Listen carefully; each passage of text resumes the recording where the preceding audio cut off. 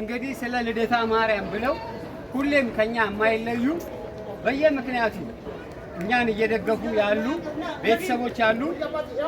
ጸዳለ ማርያም፣ ወለተ ነቢያት፣ ወለተ ተክለ ሃይማኖት ይባላሉ። አንድ ቤተሰብ ናቸው። እነዚህም ቤተሰቦቻችን ስለ ልደታ ማርያም ብላችሁ ቤተሰቦቻችንን ሰብስባችሁ መግቡልን፣ አብሉልን ብሏል። ልደታ ማርያም ትስጥልን በሉልን።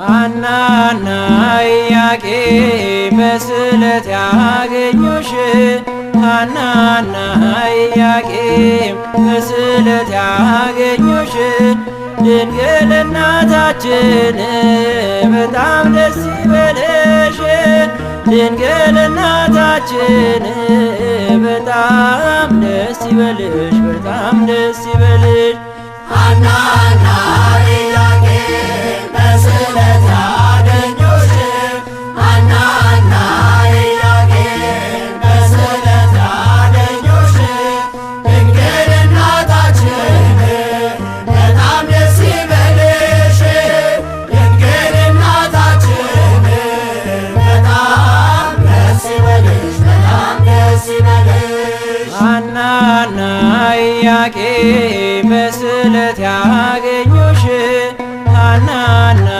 ኢያቄም በስዕለት ያገኙሽ ድንግል እናታችን በጣም ደስ ይበልሽ